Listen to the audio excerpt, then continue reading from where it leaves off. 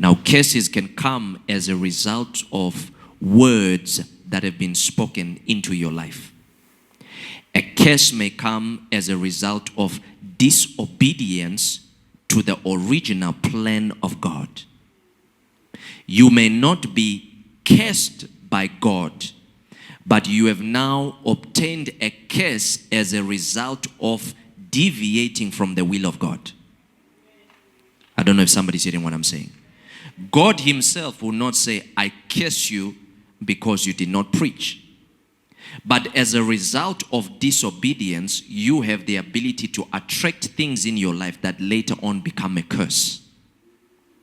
And that which becomes a curse has the ability to affect you. It can affect your finances. It can affect your spiritual life. It can affect your confidence. It can affect relationships. It can affect even children that are not yet born. These are curses. So there are curses that may come as a result of disobedience to the original plan of God. There are curses that can come from your parents.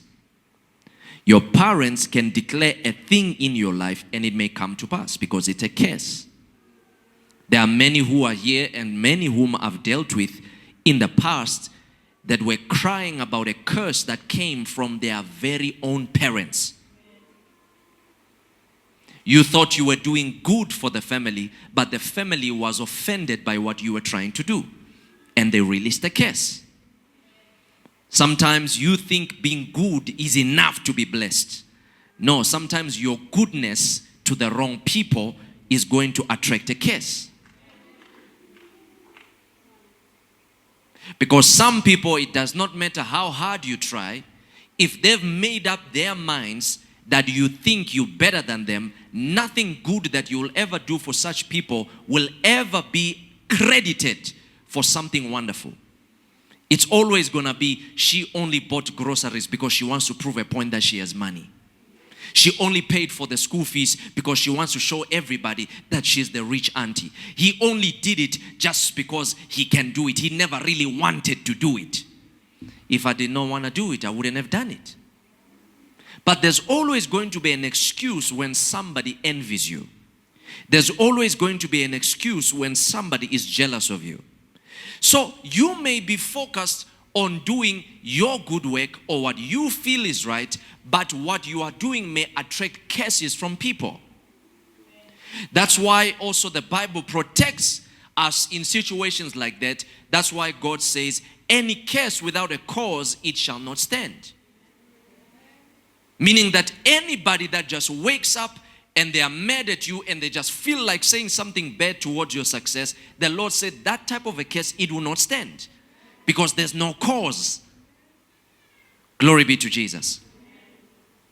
So there are people who are dealing with generational curses, and then there are others who are dealing with generational patterns.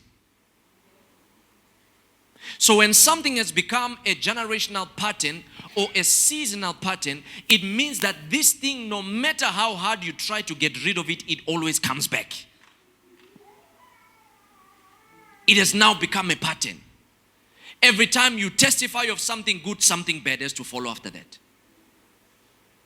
Every time you get into a relationship, it must always be followed by abuse. Every time money comes your way, something is going to happen that is not even related to you that will make you lose that money.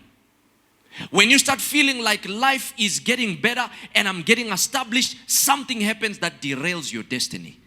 These are patterns, things that always come back. Another word we can use, we can say these are cycles. Things that always come back. There are some of you that maybe might not have noticed, but at a particular time of the year, each and every month at that year, maybe it's June, maybe it's July, maybe it's August, something similar always happens. There are families I know that every single year, at a particular time, at the beginning of each year, somebody has got to pass away.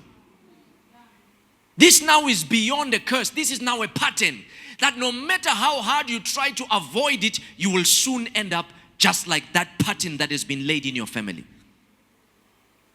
And so for that reason, that is why there is